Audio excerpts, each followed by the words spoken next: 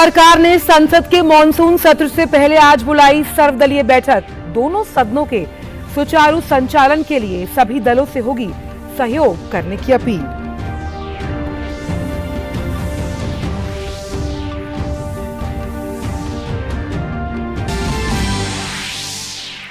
संसद के मॉनसून सत्र से पहले आज एनडीए के भी फ्लोर लीडर्स की बैठक। आज विपक्ष को घेरने की रणनीति पर होगी चर्चा।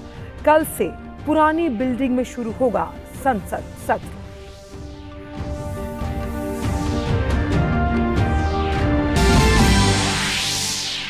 एनडीए की बैठक में शामिल 39 घटक दलों ने लिया संकल्प। प्रधानमंत्री नरेंद्र मोदी के अगुवाई में लड़ेंगे लोकसभा के चुनाव। प्रधानमंत्री ने कहा, एनडीए के 3 अक्षरों का मतलब न्यू इंडिया, विकसित राष्ट्र और लोगों की आकांक्षा। रोजगार और सामाजिक सुरक्षा पर मंथन के लिए आज से इंदौर में शुरू होगी G20 रोजगार कार्य समूह और श्रम मंत्रियों की बैठक। वहीं गोवा में एनर्जी ट्रांजिशन वर्किंग ग्रुप में ऊर्जा परिवर्तन से जुड़ी चुनौतियों और उसके समाधान पर भी होनी है चर्चा।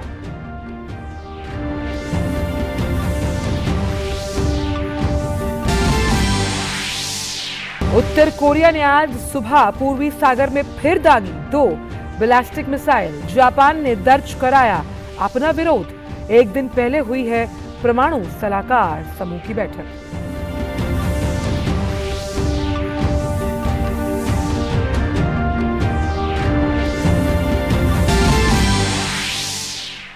खेल की खबरों में कोरिया ओपन बैडमिंटन टूर्नामेंट में आज भारतीय शटलर्स पर होंगी नजरें। पीवी सिंधु, किदांबी श्रीकांत और प्रणय खेलेंगे अपने शुरुआती दौर के मुकाबले।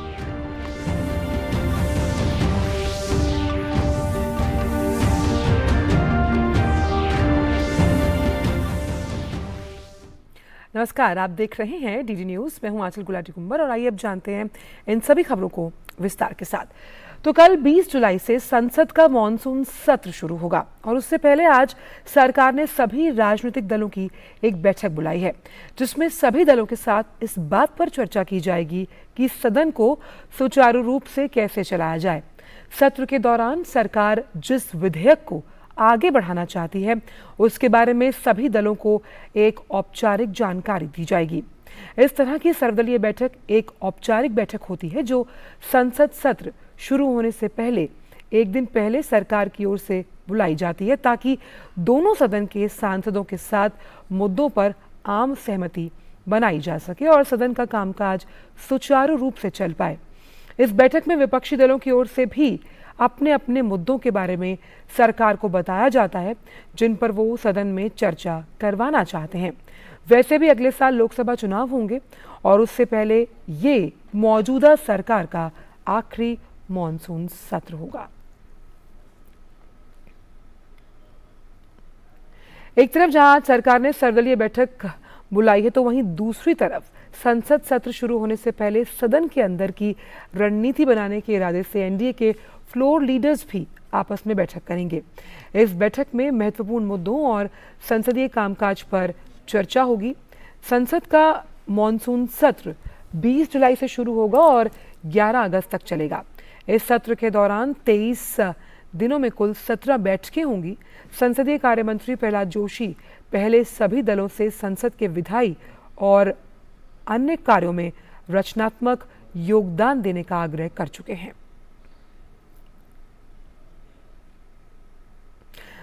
भाजपा के वरिष्ठ नेताओं और प्रधानमंत्री नरेंद्र मोदी ने एनडीए की दिल्ली में हुई बैठक के बाद कहा कि इसका गठन किसी का विरोध करने के लिए नहीं है, बल्कि देश को स्थिर बनाने के लिए हुआ है।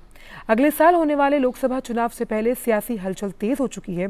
कल 39 दलों वाली एनडीए की बैठक के बाद प्रधानमंत्री ने कहा, युवाओं, महिलाओं, मध्यम वर्ग, दलितों और वंचितों सहित समाज के सभी वर्गों को एनडीए पर पूरा भरोसा है और तीसरी बार भी देश में एनडीए की ही सरकार बनेगी। प्रधानमंत्री ने एनडीए के 3 अक्षरों का मतलब बताया कि ये गठबंधन new India, developed nation and aspiration of people के लिए है।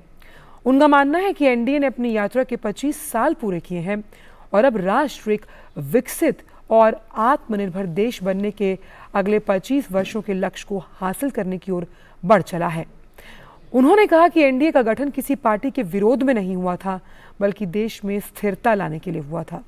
उन्होंने कहा कि जब किसी देश में स्थिर सरकार होती है तो देश एक साहसिक निर्णय ले पाता है जो देश की दिशा बदल देता है। प्रधानमंत्री ने कहा कि हमारे लिए गठबंधन मजबूरी नहीं बल्कि मजबूती का माध्यम है। एनडीए की बहुत बड़ी भूमिका है। एक तरह से ये नई ऊर्जा से भरी हुई त्रिशक्ति है। एन से न्यू इंडिया के लिए, डी से डेवलप्ड नेशन के लिए, ए से aspiration of people and region के लिए। आज देश का गरीब, देश का मध्यम वर्ग, देश के युवा, महिलाएं, दलित, पीड़ित, शोषित, वंचित, आदिवासी सभी का विश्वास एनडीए पर है। प्रधानमंत्री ने कहा कि जब गठबंधन सत्ता की मजबूरी होता है तो वो गठबंधन देश को नुकसान पहुंचाता है। जब गठबंधन सत्ता की मजबूरी का हो, जब गठबंधन भ्रष्टाचार की नीयत से हो, जब गठबंधन परिवारवाद की नीति पर आधारित हो, जब गठबंधन जातिवाद और क्षेत्रवाद को ध्यान में रखकर किया गया हो, तो वो गठबंधन देश का बहुत नुकसान करता है। प्रधानमंत्री ने कहा कि कांग्रेस ने देश में अस्थिरता लाने के लिए गठबंधनों का इस्तेमाल किया। उन्होंने उदाहरण दिया कि एनडीए जब विपक्ष में था तब उसने सकारात्मक राजनीति की थी। जो भी गठबंधन नेगेटिविटी के साथ बने वे कभी भी सफल नहीं हो पाए। कांग्रेस ने 90 के दशक में देश में अस्थिरता लाने के लिए गठबंधनों का इस्तेमाल किया। कांग्रेस ने सरकारें बनाई, सरकारें बिगाड़ी। इसी दौर में 1998 में एनडीए का गठन हुआ। एनडीए किसी के विरोध में नहीं बना था। एनडीए किसी को सत्ता से हटाने के लिए नहीं बना था, बल्कि एनडीए का गठन देश में स्थिरता लाने के लिए हुआ था। लोकसभा चुनाव से पहले 39 सालों वाली एनडीए की ताकत दिखाते हुए जो बैठक हुई है उसमें महाराष्ट्र के मुख्यमंत्री एकनाथ शिंदे ने बैठक में एनडीए का प्रस्ताव रखा। एआईएडीएमके के पलानीसामी और असम गण परिषद के अतुल बोरा ने प्रस्ताव का समर्थन किया। सभी घटक दलों ने संकल्प लिया कि एनडीए एकजुट होकर प्रधानमंत्री के अगुवाई में लोकसभा चुनाव लड़ेगा। इस बैठक में शिंदे ग्रुप की शिवसेना, अजीत पवार की एनसीपी, यूपी से ओम प्रकाश राजभर, संजय निषाद जैसे नेताओं की पार्टी, बिहार से जीतन राम मांझी, एआईएडीएमके, असम गण परिषद और एलजेपी के दोनों गुट जैसे तमाम एनडीए के 39 घटक दल शामिल थे। बहुत ही अच्छी मीटिंग हुई और सभी दलों में कॉन्फिडेंस था जो मोदी जी के नेतृत्व में पिछले 9 साल में जो देश के लिए, देश के प्रगति के लिए, देश की उन्नति के लिए जो काम किया है और देश की अर्थव्यवस्था को बनाए रखना या और ऊंचाई पे ले जाना, कई योजनाएं शुरू करना, कई लाखों करोड़ों सभी वर्ग के लोगों के लिए निर्णय लेना, ये सभी पर चर्चा भी हुई और सभी लोगों ने एक साथ होकर एक प्रस्ताव भी रखा मोदी जी के नेतृत्व के समर्थन में और पूरे सभी लोगों ने एक विश्वास दिलाया कि जो 9 साल में जो काम हुआ है, पिछले 50-60 सालों में जितनी डेवलपमेंट नहीं हुई उतनी 9 सालों में हुई है। लोक जनशक्ति पार्टी के अध्यक्ष चिराग पासवान ने माना कि प्रधानमंत्री ही 2024 में फिर से देश की बागडोर उनके हाथों में होगी। इस बात में कहीं किसी को कोई संदेह नहीं है, ना किसी राजनीतिक दल को, ना ही देश की जनता को, कि आने वाले समय में पुनः 2024 के परिणामों के बाद हमारे आज के प्रधानमंत्री आदरणीय नरेंद्र मोदी जी ही पुनः देश के प्रधानमंत्री बनेंगे। इसमें कहीं कोई संदेह नहीं है। पर उस टारगेट को, उन परिणामों को हम लोग और कितना ज्यादा बढ़ा सकें, उसके लिए तमाम घटक दल आज एक साथ होकर, एकजुट होकर, नई रणनीति के साथ, नई ऊर्जा के साथ आगे बढ़ने का हम लोग काम करेंगे। उत्तर प्रदेश के कैबिनेट मंत्री और निषाद पार्टी के संस्थापक संजय निषाद कहते हैं कि जितने भी घटक दल हैं उनकी एक आवाज है, मोदी सरकार, एनडीए सरकार। जितने भी नेता आए थे, जितने भी हमारे घटक दल हैं, इन घटक दलों की एक ही आवाज, मोदी सरकार, एनडीए सरकार। क्योंकि पिछली सरकारों ने सभी जाति, सभी धर्म के साथ धोखा किया। बीजेपी से हाथ मिलाने वाले सुहेलदेव भारतीय समाज पार्टी के अध्यक्ष ओम प्रकाश राजभर ने कहा कि वो मोदी जी को फिर से प्रधानमंत्री बनाने के लिए काम करेंगे। आज से हम लोग एनडीए में शामिल हुए और एनडीए की बैठक में सब लोगों ने सर्वसम्मत से ये निर्णय लिया कि आगामी 2024 के चुनाव में माननीय नरेंद्र मोदी जी को देश का प्रधानमंत्री बनाने का काम हम सब लोग मिलकर के, गरीब, कमजोर, पिछड़े, दलित, अल्पसंख्यक सब लोग मिलकर के करेंगे। वहीं बिहार में हिंदुस्तानी आवाम मोर्चा के अध्यक्ष जीतन राम मांझी प्रधानमंत्री मोदी के कार्यकाल की प्रशंसा कर रहे हैं और उन्होंने कहा कि 2024 में तीसरी बार प्रधानमंत्री बनाने के लिए लोगों ने अपना मन बना लिया है। सब लोगों ने एक मत से माननीय नरेंद्र मोदी जी के 9 साल का कार्यकाल की सराहना की और इनके बढ़ते लोकप्रियता के प्रति सब लोगों ने खुशी जाहिर की। आज न सिर्फ हिंदुस्तान में बल्कि संसार में जिस प्रकार से मोदी जी की लोकप्रियता बढ़ी है, उससे भारत के बच्चा सब गौरवान्वित है। और आज मोदी जी को पुनः 2024 में तीसरा बार भारत के प्रधानमंत्री बनाने के लिए लोग मन बना लिया है। एआईएडीएमके नेता एम थम्बीदुरई ने कहा कि तमिलनाडु को भी मोदी जी की अगुवाई पर भरोसा है और अगला लोकसभा चुनाव उनके ही नेतृत्व में लड़ा जाएगा।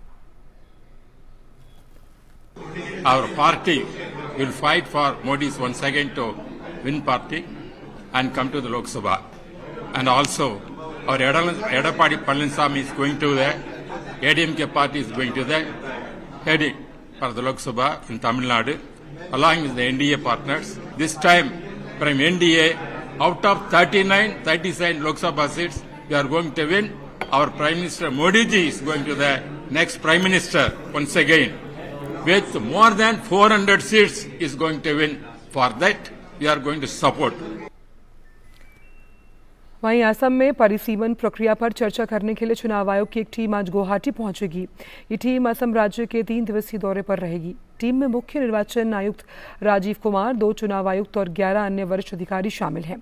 टीम असम के संसदीय और विधानसभा क्षेत्रों के परिसीमन प्रस्तावों के मसौदे पर हितधारकों के साथ सार्वजनिक सुनवाई करेगी। निर्वाचन आयोग का दल मसौदा प्रस्ताव से संबंधित सुझावों और शिकायतों पर बातचीत के लिए राजनीतिक दलों और नागरिक समाज समूहों के प्रतिनिधियों से भी मुलाकात करेगा। दल विधानसभा और संसदीय क्षेत्रों में प्रस्तावित बदलावों पर हितधारकों के साथ जिलेवार परामर्श भी करेगा। आयोग ने साल 20 जून को असम के संसदीय और विधानसभा निर्वाचन क्षेत्रों के मसौदे प्रस्तावों को प्रकाशित किया, जिसमें संसदीय और विधानसभा दोनों निर्वाचन क्षेत्रों की संख्या में कोई बदलाव नहीं किया गया। मसौदा प्रस्ताव में आयोग ने कुछ निर्वाचन क्षेत्रों के नाम और आरक्षित सीटों की संख्या को बदलने के अलावा मौजूदा निर्वाचन क्षेत्रों की सीमाओं में बदलाव किया। आयोग को मसौदा प्रस्ताव पर 500 से अधिक ज्ञापन प्राप्त हुए। इस बीच असम के विपक्षी नेताओं ने आयोग द्वारा प्रकाशित मसौदा प्रस्ताव को चुनौती देते हुए सुप्रीम कोर्ट का दरवाजा खटखटाया है। बात राजधानी दिल्ली की, जहां यमुना नदी का जलस्तर खतरे के निशान से नीचे आ गया। यमुना का ये जलस्तर आज सुबह 205.25 मीटर दर्ज किया गया। मौसम विभाग ने दिल्ली में आज बारिश की संभावना जताई है, जिसमें कंझावला, मुंडका, पश्चिम विहार के आसपास के इलाकों में हल्की बारिश हो सकती है। वहीं आईटीओ बैराज का गेट खोलने के लिए एनडीआरएफ और सेना के जवान पूरी मुस्तैदी के साथ जुटे हुए हैं। यमुना नदी के घटते जलस्तर से सरकार ने शहर में भारी वाहनों के प्रवेश पर प्रतिबंध हटाने का आदेश दिया। राजधानी के कुछ क्षेत्रों में जल भराव की स्थिति में सुधार होने के बाद सड़कों को यातायात के लिए खोल दिया गया। हालांकि राजघाट के पास अभी भी जल भराव की स्थिति बनी हुई है। G20 की रोजगार कार्य समूह की चौथी बैठक मध्य प्रदेश की आर्थिक राजधानी इंदौर में आज से 2 दिन के लिए होने जा रही है। G20 देशों के रोजगार और श्रम मंत्रियों की बैठक 21 जुलाई को इंदौर में होगी। दोनों महत्वपूर्ण बैठकों के लिए आने वाले डेलीगेट्स के स्वागत के लिए इंदौर पूरी तरह से तैयार है। देखिए ये खास रिपोर्ट। देश का सबसे स्वच्छ शहर इंदौर एक बार फिर तैयार है G20 और आमंत्रित देशों से आ रहे मेहमानों के स्वागत के लिए। इंदौर में 19 और 20 जुलाई को G20 की रोजगार कार्य समूह की चौथी बैठक होने जा रही है।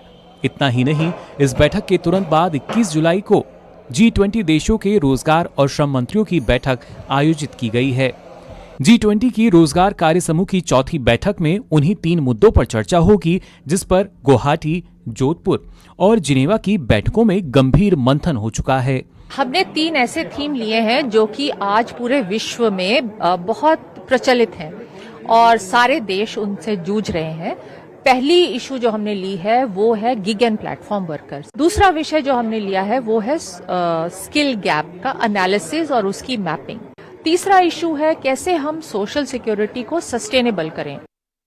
19 और 20 जुलाई को रोजगार कार्य समूह की बैठक में G20 आमंत्रित देशों और अंतर्राष्ट्रीय संगठनों को मिलाकर 86 प्रतिनिधि भाग लेंगे।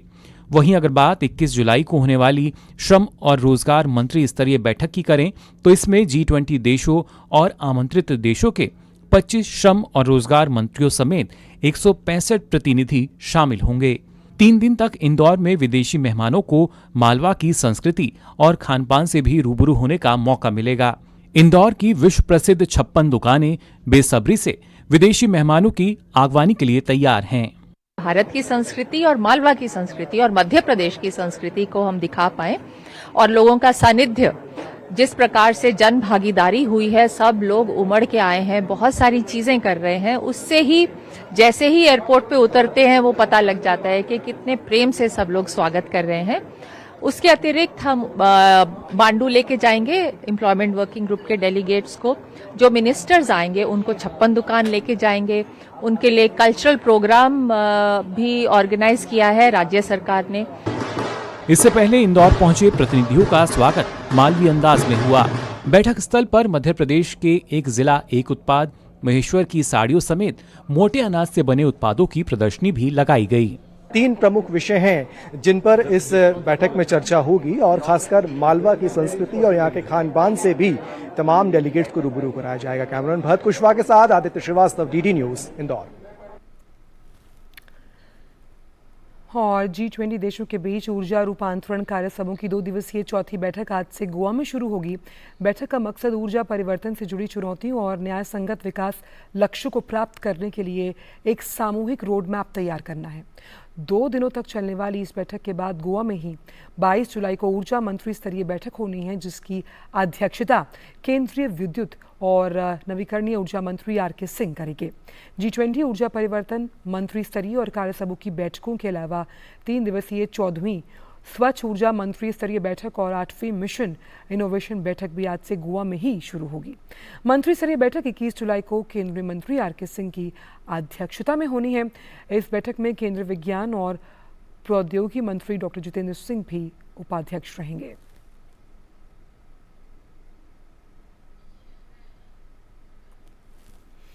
उत्तर कोरिया ने आज तड़के पूर्वी सागर की ओर 2 बैलिस्टिक मिसाइल दागी। जापान के रक्षा मंत्री यासुगाजू हमादा ने बताया कि ऐसा प्रतीत होता है कि ये दोनों मिसाइल्स जापानी क्षेत्र के बाहर गिरी हैं। हमादा ने कहा कि पहली मिसाइल 50 किलोमीटर की ऊंचाई तक पहुंची और 550 किलोमीटर की दूरी उसने तय की है। वहीं 600 किलोमीटर तक इसने उड़ान भरी है। जापान ने राजनयिक चैनल्स के माध्यम से मिसाइल प्रक्षेपण के खिलाफ अपना विरोध दर्ज करवाया। उत्तर कोरिया का ये फायर अमेरिका द्वारा दक्षिण कोरिया में 40 वर्षों बाद पहली बार परमाणु पनडुब्बी तैनाती के एक दिन के बाद हुआ। 1980 के बाद अमेरिका ने पहली बार कोरियाई प्रायद्वीप में अपनी पनडुब्बी भेजी है। रूस के काला सागर अनाज समझौते से पीछे हटने के बाद संयुक्त राष्ट्र यूक्रेन के अनाज के निर्यात में मदद करने पर विचार कर रहा है। संयुक्त राष्ट्र के प्रवक्ता स्टीफन दुजारिक ने कहा कि यूक्रेनी अनाज, रूसी फर्टिलाइजर्स को वैश्विक बाजार में उपलब्ध करवाने के जो रास्ते हैं उसे तलाशना जारी रखना जो है उसे सुनिश्चित करेगा। साथ ही रूस के फरवरी 2022 में यूक्रेन पर आक्रमण से बिगड़े वैश्विक खाद्य संकट से निपटने के लिए पिछले साल जुलाई में संयुक्त राष्ट्र और तुर्की द्वारा काला सागर समझौता किया गया। यूक्रेन और रूस दुनिया के शीर्ष अनाज जो निर्यातक हैं उनमें से एक हैं। पाकिस्तान के पेशावर में कल सुरक्षा बलों ने एक काफिले को निशाना बनाकर आत्मघाती हमला किया। इसमें 2 लोगों की मौत हुई है और 8 लोग घायल हो गए। घायलों को स्थानीय अस्पताल में भर्ती कराया गया है और इनमें से कुछ की हालत गंभीर बताई जा रही है। हमले की जिम्मेदारी एक नवगठित आतंकी संगठन तहरीक-ए-जिहाद पाकिस्तान ने ली है। इजरायल के प्रधानमंत्री बेंजामिन नेतन्याहू की न्यायिक सुधार योजना के खिलाफ देशव्यापी विरोध प्रदर्शन हो रहे हैं। कानून पर अगले सप्ताह होने वाले मतदान से पूर्व प्रधानमंत्री के सहयोगियों द्वारा संसदीय समिति के माध्यम से विवादास्पद कानून को आगे बढ़ाने के बाद लोगों का गुस्सा बढ़ गया। इजरायल मेडिकल एसोसिएशन ने भी आज कानून के विरोध में 2 घंटे हड़ताल करने की घोषणा की। पुलिस ने कहा कि मध्य इजरायल में विरोध प्रदर्शन के दौरान सार्वजनिक गड़बड़ी के संदेह में कम से कम 19 लोगों को गिरफ्तार किया गया है। अमेरिका के फीनिक्स राज्य के एरिजोना शहर में गर्मी ने पिछले 50 साल का रिकॉर्ड तोड़ दिया। एरिजोना में कल शहर का तापमान 19वें दिन 43 डिग्री सेल्सियस से ऊपर रहा। इसके पहले वर्ष 1974 में लगातार 18 दिनों तक 43 डिग्री सेल्सियस के ऊपर पारा बना रहा था और एरिजोना में बढ़ते तापमान की वजह से लोगों का घरों से निकलना मुश्किल हो रहा है। इन दिनों दक्षिणी और पूर्वी यूरोप, एशिया, संयुक्त राज्य अमेरिका में भी लू का प्रकोप है और इसी वजह से मौसम विज्ञान संगठन ने मौतों के बढ़ते खतरे को लेकर चेतावनी भी दी है। बात खेल जगत की। कोरिया ओपन बैडमिंटन टूर्नामेंट का आज दूसरा दिन। टूर्नामेंट के शुरुआती मैच में भारतीय star shuttler Kidambi Srikanth, H S Prannoy और मिथुन मंजुनाथ अपने अपने मैच खेलेंगे। वहीं किदाम्बी की अपनी जो शुरुआत थी अभियान की वो जापान के कैंटो मोमोतो के खिलाफ होनी है। वहीं एच एस प्रणॉय बेल्जियम के जूलियन केरागी से भिड़ेंगे। महिला एकल वर्ग के पहले दौर में पीवी सिंधु का सामना चीनी ताइपे की पाई यू पो से होगा। महिला एकल में मालविका बंसोड़ और आकर्षी कश्यप पहले दौर की बाधा पार करने के इरादे से कोर्ट पर उतरेंगी। भारत और बांग्लादेश की महिलाएं टीम जो है वो आज 3 मैचों की वनडे सीरीज के दूसरे मुकाबले में आमने सामने होनी है। सीरीज के पहले मैच में भारतीय महिला टीम को बांग्लादेश के हाथों हार का सामना करना पड़ा। इस मैच में बांग्लादेश ने भारत को डकवर्थ एंड लुइस के नियम के तहत 40 रनों से हरा दिया।